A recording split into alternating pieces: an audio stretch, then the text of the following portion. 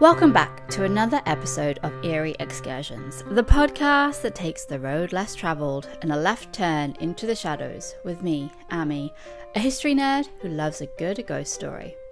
Now, I'm no expert, so along our eerie adventure, we'll meet local guides who know all about the spooky legends lurking in their back garden. And watch out, because we might just be down the road from where you are right now. For today's trip, we're venturing the furthest north we've ever been on this podcast, to Scotland's capital city of Edinburgh. I was painting downstairs.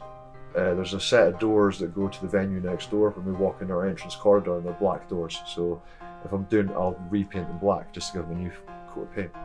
So I was doing that. I was painting, and I heard kids laughing. It wasn't a sound like, that sounds like kids laughing. It was, that's kids laughing. And now I was working overnight, so I knew it was late. You ready to delve into the darkness?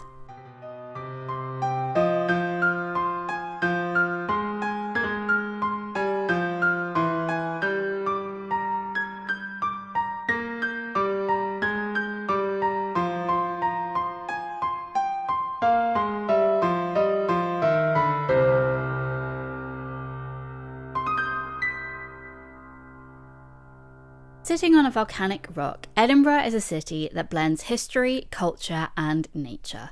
It may be a bustling metropolis, but it's not hard to feel like you're stepping back in time. It's also no surprise that we would take a trip to Old Orichy, a Scots phrase for old smoke and the nickname for Edinburgh, because there are many eerie legends lurking in the city. From Burke and Hare to the poltergeist of Greyfriars Cemetery, there's so much to cover. So let's meet our guide. I'm Jamie, and I have been with City of the Dead tours since around about 2007. We are one of the oldest and one of the biggest, and of course the best, walking tour in Edinburgh. Started in 1999 by Jan Andrew Henderson. So the company's been here for 26 years. We started to document what Jan then called the Mackenzie poltergeist. We are the ones responsible for bringing it to the public, and Jan documented it all at the very, very start for his book that he was writing, and he ended up forming a tour company to carry on that research in a way. And it's went beyond the release of the book, and we're still doing it, many years later, and we're still getting, interactions with people on the tours.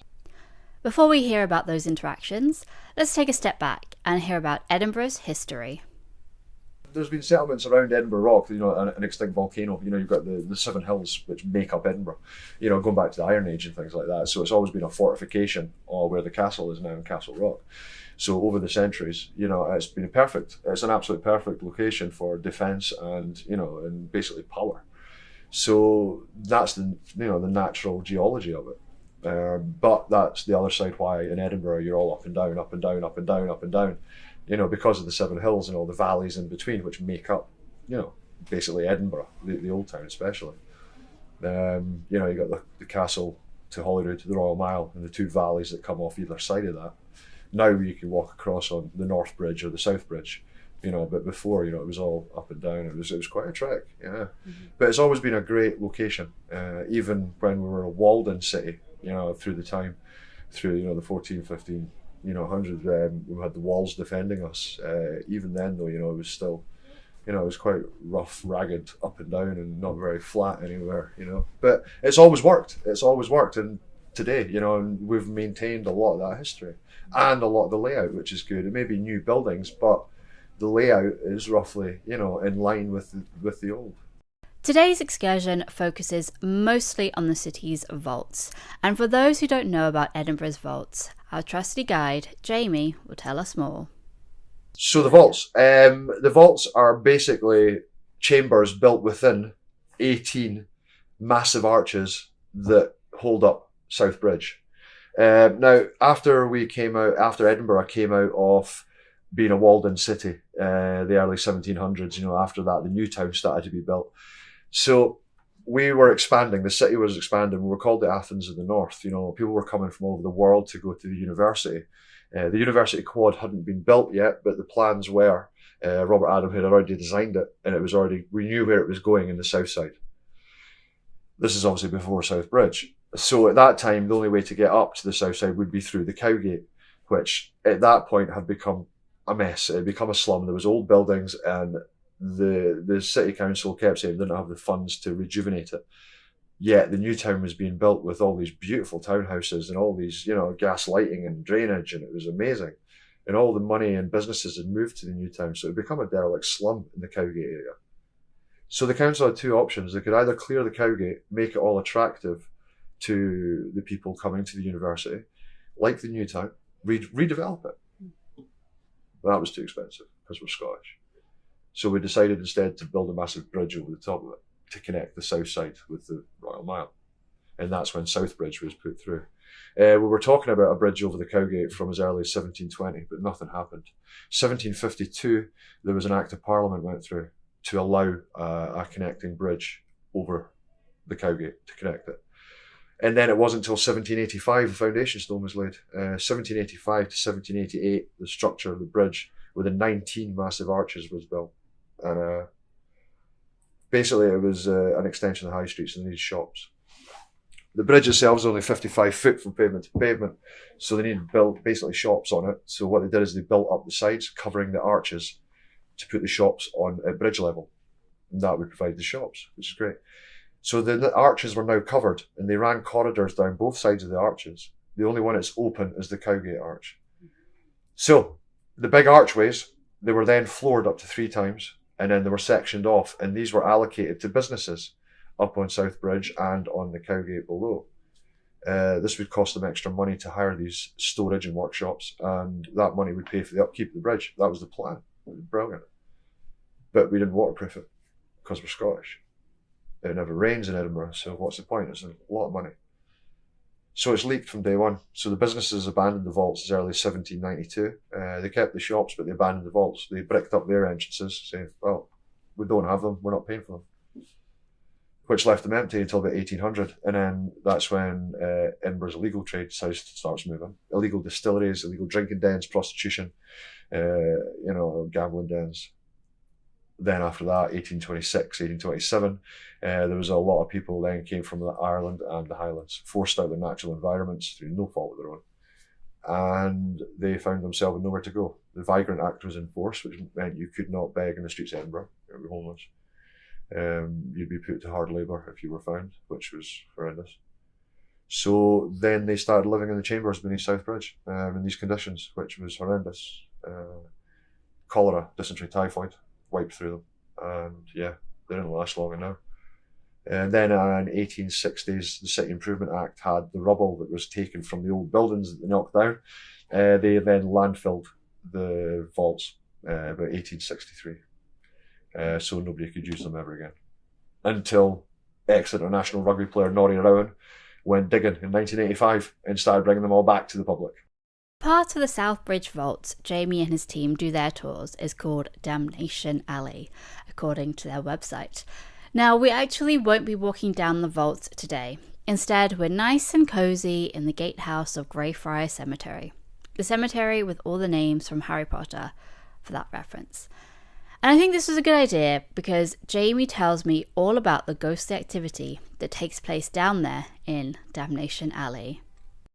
People have been seeing on the tours, and guides have experienced. Recently there's been a lot of different guides mentioning that they can hear a child's musical box. So we've had our vaults a long time, 14 years or so. I know every sound in these vaults. I spent a lot of time in the vaults on my own over the years. I used to go in overnight to do maintenance, like painting staircases. There's the only time to do it is overnight. There's no customers, no tours. So I'd go in about 10 p.m. and come out at like 9 in the morning. And I do that 3 times a year. Just me and silence of it. It's really, really nice. But so over time you get to learn every sound. I knew every sound in that place. I've never heard a kid's musical box. However, this has also been reported by people on the tour as well. So there was once I was maintenance, one of the last times I was actually doing it, I was painting downstairs.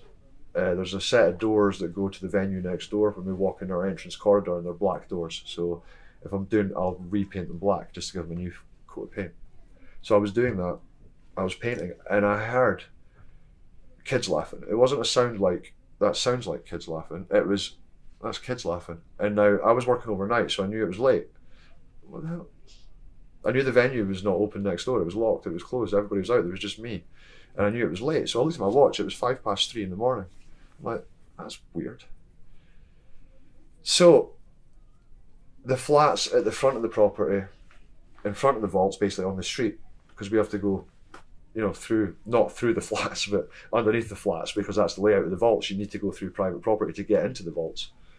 So the flats all around outside, they're all Airbnbs. So I just thought, all right, fine, it's just a late check-in. You know, the flight's been delayed. It's just a family arriving to one of the Airbnbs.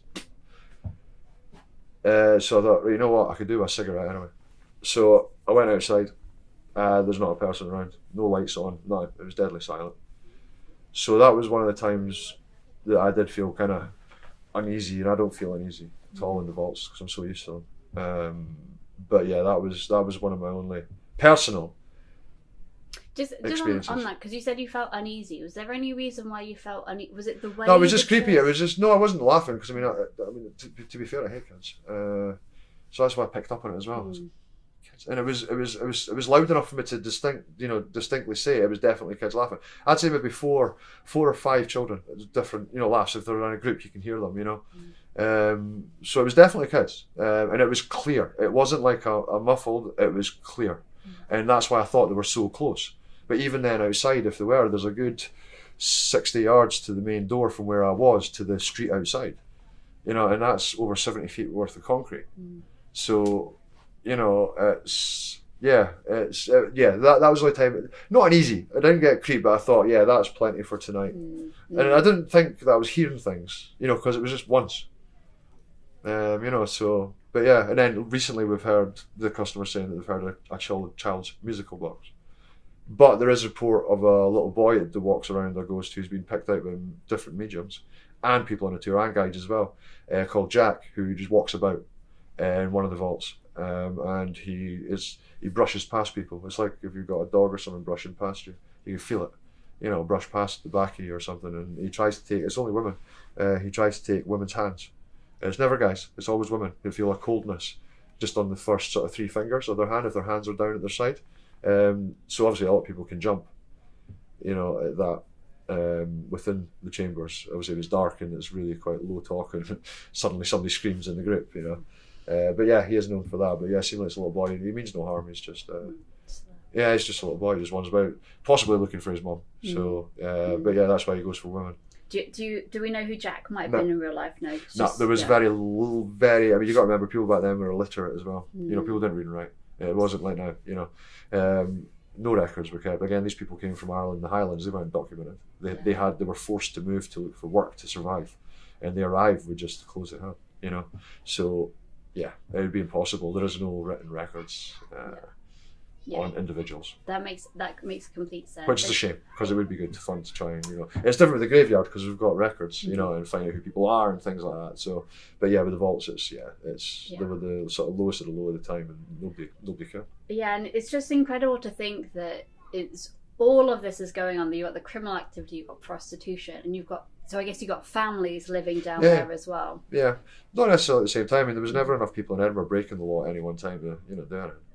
But I mean, it was vast. It's a huge labyrinth of underground tunnels and chambers. At that point when it was still all connected up to each other. Yeah, there was loads of space. There was loads of space for everybody. They didn't have to be, on top of each other. Definitely not.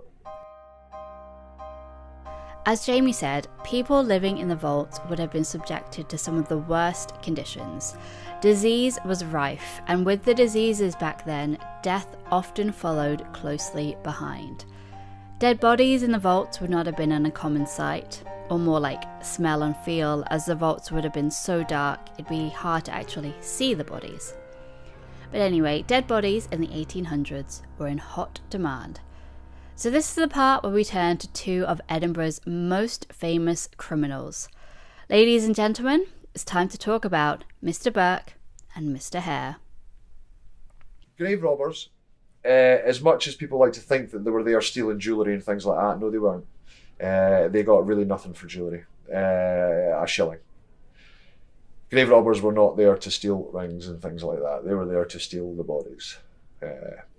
They would dig the bodies up because they could sell them to local medical schools. It was big business, it was big money. It went back to about 1720 when we started sending more and more people to medical school. We were leading the world in medicine because the anatomists and the surgeons had a constant supply of cadavers. We didn't have plastic lifelike dolls back then. We didn't have refrigeration. We were going through a lot of bodies. A lot of bodies. Each doctor to qualify before they graduated from Edinburgh University over their training career needed to work on 3 separate bodies. Okay, we were putting out about 200 bodies a year, doctors a year from Edinburgh Medical School. Legally, we would only get in maybe 3, 4, 5 bodies a month. When in practice, we were going through 80, 90 bodies a month because that was the demand. And with demand, you need to have supply. Any standard business, and this was a big business. We had bodies coming up from London, the Ben Crouch gang in London. We had them sent up here, we had them from Liverpool, had them from local graveyards. It was the most great source of bodies. So, they knew it was going on. It wasn't until 1830s though, when, just after the two we mentioned, really kicked it off. So, William Burke and William Hare, 2 Irishmen, they get labelled grave robbers, body snatchers. My problem with that is, yes, they were body snatchers in a sense because they snatched the body from life. They were not grave robbers. Not once did they dig a body out the ground. They never even attempted to dig a body out the ground. They murdered the victims and then sold their bodies. They were Scotland's first recorded serial killers. That's their proper title, and that's what they should be remembered for, not as grave robbers, because they weren't. Far too much work for them. So how it started. William Burke and William Hare, they were from Ireland. They came across, they met up again. They knew each other previous, but they met up again when they were help making the Union Canal between Glasgow and Edinburgh. Then after that, after a few years, William Hare had a lodging house in the Westport where he would rent rooms out and stuff with his common-law wife. So this got the talking. Now, they had an old soldier called Donald living in the lodging house, and he passed away natural causes. But he had owed William Hare 4 shillings in rent. And when you owe an Irishman 4 shillings in rent, that Irishman wants his money. Dead or alive, he wants his money. So he looked at his possessions. There was nothing worth anything there, not even a shilling, if that. So he tries to find Donald's family. This has got to remember, this is a day after Donald dies, so things are getting a bit, And then he hears about this medical school, Dr. Knox, this gentleman, this doctor who, if you couldn't afford a funeral for your loved one, and obviously if everything was legit, you could donate their body to a medical school, as you could yourself in life if you wanted to. And they would give you a token appreciation, and they would take care of the funerals and things like that for you. Of course. So he thought, well, I've done nothing wrong. Even if I get 4 shillings for him, that's my 4 shillings, I'm happy. So he enlisted the help of his good friend, William Burke, and they went down to Dr. Knox's surgery, and the assistant came out, they took him in, and they were given an envelope. And I think that is the pivotal moment. If in that envelope there'd been maybe even 5 shillings, maybe 10 shillings, we would never have heard of William Burke and William Hare, because it would just be done and that's it. They would carry on, they'd be going back to their normal life of just drinking and just being rowdy. But there was 10 Scots pounds, and that was about 1.5 years hard labour wages. They'd never seen this kind of money before. They were millionaires instantly in their own minds. So that was it. They thought, this is easy. We just bring a pod. That was it. They went on their killing spree. 16 people that William Burke admitted to anyway. And I'm surprised they got away with it for so long, because the more money they got, the more drunk they got. The more junk they got, the more careless they got. They always went for people who wouldn't be recognised or, noticed. Vagabonds, drifters. Nobody would be looking for them. But they made a mistake. There was a local guy called Daft Jamie. He was obviously learning difficulties. He's obviously what we now class as definitely autistic. He was harmless. He just wandered the streets. He had a thing for funerals. If he saw a funeral procession, he would follow the funeral procession. He once followed a funeral procession to Queensferry, back then on the ferry across the Forth, and just because he just walked behind the funeral procession. So he was a special boy, but he was well known. But he was like, that was what he was known as Daft Jamie. But he was well seen around the town. And unfortunately, William Burke and William Hare decided that they would try and off or de-alive his grandmother. He was brought up by his grandmother because his mother had abandoned him, because he also had deformities as well, like clubbed feet he had. But his grandmother had brought him up, and this is all he knew was his grandmother. So they decided what William Burke and William Hare would do to their victims is they would get them so drunk that they would basically collapse. And what they would do is one would jump on your chest, and the other one would put two fingers, your index and the forefinger, over your nose and a thumb under the chin, and would clamp you shut. So you'd suffocate. You were so drunk you couldn't fight back. Your air was getting pushed out of your lungs. Suffocation, but there's no marks, there's no strangulation. Even back then, if somebody walked in with, if they brought a body with, bruises, that's a little bit harder to ignore. There was... They would take bodies out the ground, but there was morals. There was a moral there somewhere. No, we can't. No, there's too much bruising in the fit. No, there's stab wounds. What are you talking about? Natural. We can't get away with that. But no, that's 5 days old. Don't worry. So they decided to go for the grandmother, and Jamie actually came home because they tried to do it in her lodging house, and he went crazy, and he almost killed William Burke. By throwing him across a room and at a wall. The strength that he had was insane. Unfortunately, though, they had to both get the better of him, and they ended up killing Jamie. So this is where it does prove that the doctors did know, because before they took them both out of the morgue. Before Dr. Knox took Jamie out to be dissected, they cut his head off and they cut his feet off, so there'd be less chance of recognition. So that shows you how deep that we're into it. So they were caught by a prostitute. I believe it was the body of a prostitute, when one of the medical training doctors had claimed that he had seen the lady, and last night he was with her, and when he left she was absolutely fine. So then they managed to trace it back, and she was spotted, and then she was obviously seen as well. The body was also seen in William Hare's lodging house, and that's when they were caught. But William Hare turned king's evidence and grassed on William Burke. In fact, we've got the two faces over there in that case. That's the death and life mask. But the vaults, yeah. In our section of vaults, we go right to what is now Infirmary Street. That's where our vaults stop, that's where our exit is. We've got the old courtyard for the old city mortuary in our vault, so it's kind of like a Mary King's Close thing, where they built the bridge over existing buildings and just used it to sit on top. So we've got the courtyard. The old mortuary is still intact through one of our walls that's now owned by a different company. It's underneath the Royal Oak Bar on Infirmary Street. They tell you about the city mortuary on a plaque outside, and it is just right. So yes, during the late 1820s, before William Burke and William Hare were caught, this was big business. People knew there was things being done, to stop people taking bodies. Mort safes were made, the cages that go over the grave. You've got all the caged layers in Greyfriars with the metal bars, you've got the enclosures, you've got mausoleums, you've got this place, which was the watch house, where families would sit and watch out over the graveyard because they couldn't afford a mort safe or something, or a watchman. Watchmen weren't trusted. People make huge things about, for some reason, Greyfriars Bobby's master used to be a watchman, which I have no idea where that came from. The original story, John Gray was a shepherd.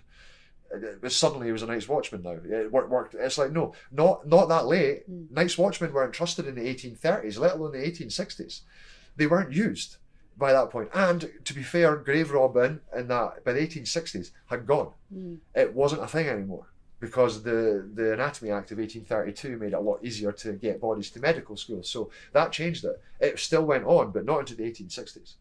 So this whole he was a night's watchman is utter garbage.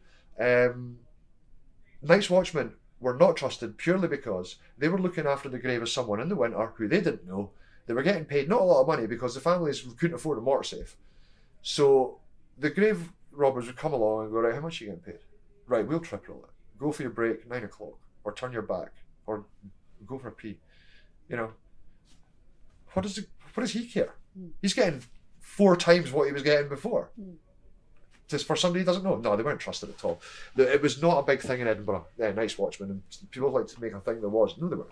They were not trusted because they were drunk and they just were not honourable at all.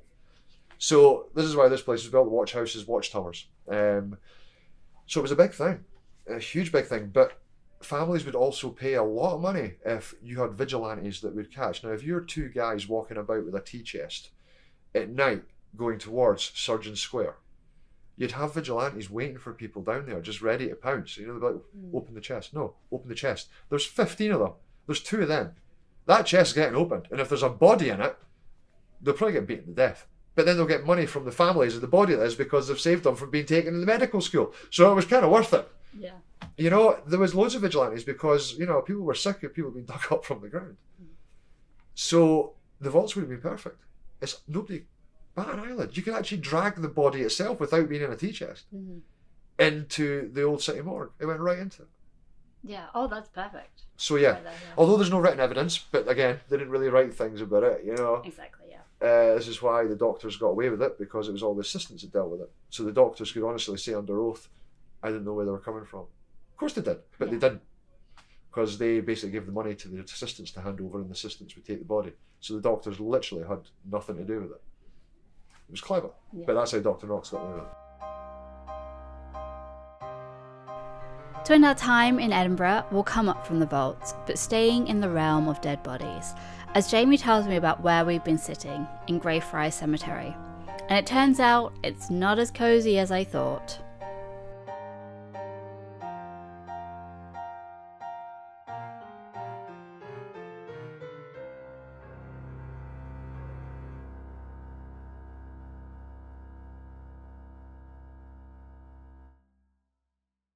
So at the moment we are in Greyfriars Kirkyard, one of the most obviously famous graveyards in Scotland, if not, you know, further afield. It's one of the oldest. Edinburgh is the oldest in Edinburgh, since St Giles is no longer there. Yeah, we've got a lot of years of history under our feet. The office is the old gatehouse for the graveyard. This was built 1834. Like I said, for the families to sit in, to watch over the loved ones. Anyways. So, but Greyfriars itself, yeah, I mean, we go way back to it gets its name from 1400s when there was a monastery. The monastery was founded down at the north, which is towards the Grassmarket. The monastery was the Greyfriars. You've got Greyfriars that were Franciscan monks, and you know, your Blackfriars were Dominican monks. You've also got Whitefriars, but I can never remember where they're from. But the Greyfriars, they were self-sufficient. This was their grounds off the monastery. They grew their orchards, they grew their own herbs, they were quite self-sufficient, but they did a lot for the community and things like that. They were very peaceful. Unfortunately, we weren't peaceful during the Reformations and stuff, so we decided to smash up the monasteries, and then they'd rebuild them and we'd smash them up again, and then they'd rebuild them and then we'd smash them up again. So eventually, you know, it just got by. Coming out of the 1400s and the early 1500s, the monastery down here had been abandoned. It was in ruins, it had fallen down, so pressure was on. The only graveyard that the centre of Edinburgh had at that point was indeed down at St Giles, behind St Giles Cathedral in the Royal Mile, and it was overflowing. The stench was horrendous. The bodies were coming out the back towards the Cowgate. They needed something fast. So 1532 it was Mary Queen of Scots, who then gifted the lands of the Greyfriars Monastery to the people of Edinburgh to become a burial ground. It then became Greyfriars Burial Ground. Still not the church. The church came in the 1600s. Again, people will tell you that Mary Queen of Scots gave the church and founded the church. No, she didn't. She would have to be Saint Mary Queen of Scots now, because she'd have to have come back from the dead to donate that to the people of Edinburgh, and that would be a miracle. So, no, she had nothing to do with the church. It was the grounds that she gave, because she was still alive. So it became that, and then we started burying people. The bodies that were taken from St Giles, probably including John Knox, were then brought to Greyfriars and interred down the bottom at the North Gate. And then it became the only burial ground for 300 years. The only burial ground. Yeah. We have, going by the interment records and stuff, we're looking at between 500,000 and 750,000 bodies. Wow. Easily. How? I don't understand. There's just nowhere else for them to go. This used to be a sweeping valley. There's an old etching from the 1500s, before it was used, or just as it was used. It's a sweeping valley right down flush to the Grassmarket, and now we have 22 feet of stairs, and that whole corner, that shows you how deep. The reinforcing walls down here as well. It is a human lasagna to the greatest extent. The history in this place, it's not like any other graveyard. One, because it's so full, but two, because within the grounds there's an area called the Covenanters Prison, which is all that remains of the world's first concentration camp.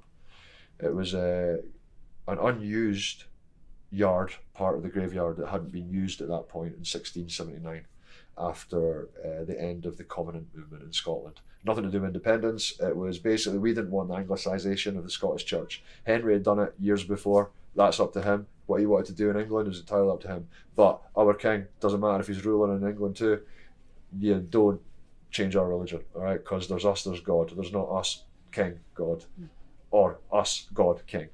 You're not the head of the church. Get over yourself, Charles. So, that was pretty much it. But at that point then, obviously being a Stuart king, it was a case of, right, well, you're with me or against me. And if you're against me, it's high treason. And you'll all be hunted down, and you will be made an example of because you're against the king. It's like, we're not against the king. So this went on for 50 years. 50 years of killing for absolutely nothing. Scottish Presbytery basically didn't want Anglicisation in the Scottish Church. It came to a head in 1679 with the Battle of Bothelbrig, when 1,200 Covenanters that were not executed on site, but they were brought to Edinburgh for an example. And they were brought, there was nowhere big enough, so they had to use what was going to be the South Burial Yard for Greyfriars Kirkyard. It was an open field.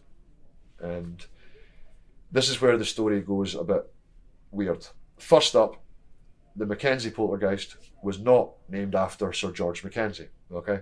This is public speculation.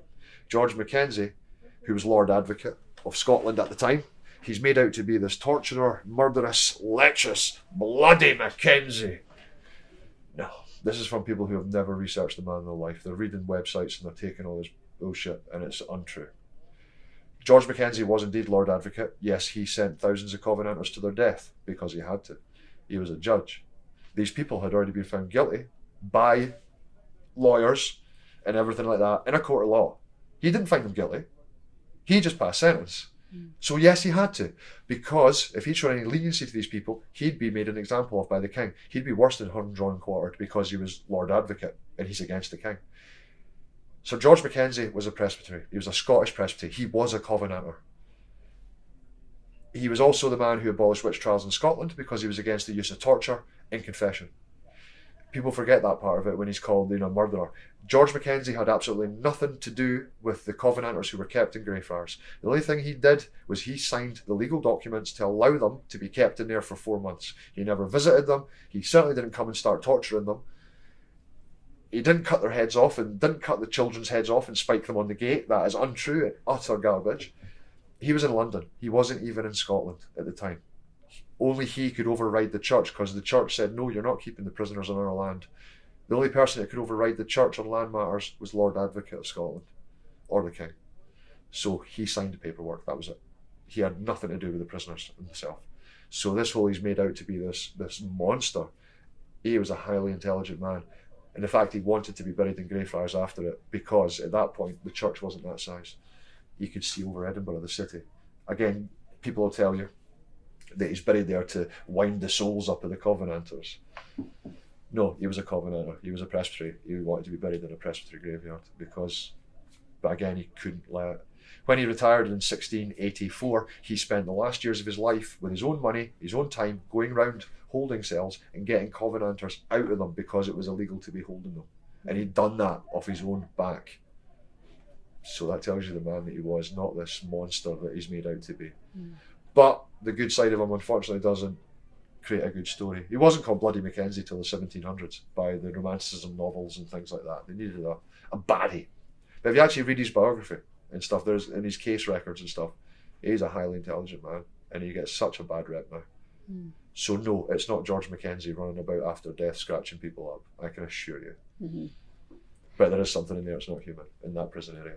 And for the people who don't necessarily haven't necessarily heard of the poltergeist, yes, that's up in Greyfriars, what's in the activity? Since 1999, it was open to the public. That area is now locked. We have the only access to it because we've been documenting it from day one.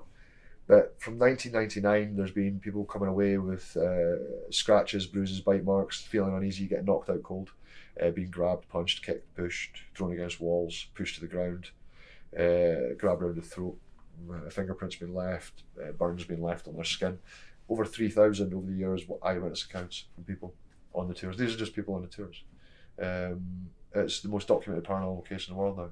Unfortunately, because of things like online, it has kind of, again, grown many arms and legs now. It's lost it from the, people keep adding them on, and for something they read online, it's then true, which is a daily battle for me. A lot of people will have you believe that the Black Mausoleum is the Mackenzie Mausoleum. The Mackenzie Mausoleum is the big domed one. That's his burial chamber, along with another 11 Mackenzies, not just him. The Black Mausoleum is in the prison area on the left-hand side. It is a mausoleum halfway down, and that is the epicenter of what we call the Mackenzie poltergeist.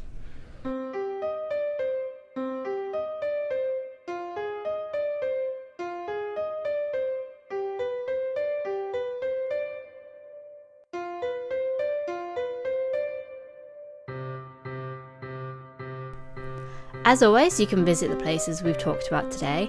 The cemetery you can visit on your own, but to view the vaults you will need to book on with the City of Dead tours. Link to the website is below. And if you do find yourself down in those vaults that saw criminals, families, and plenty of death, listen out for the sound of children echoing through time. That's it for now. You can also follow us on Instagram at Eerie Excursions, and to ensure you don't miss out on an excursion, subscribe to the YouTube channel below. For our next adventure, we'll be doing things a little bit differently. We'll be covering a full county, the county of Derbyshire. There is actually more references to Robin Hood in Derbyshire than there are in Nottinghamshire. And this was just one of them. So that set me to thinking. I thought, why have we got this, as it appears, natural, monumental almost, totally natural structure called Robin Hood's Stride? And so I started to look into it. See you next time for another venture into the darkness.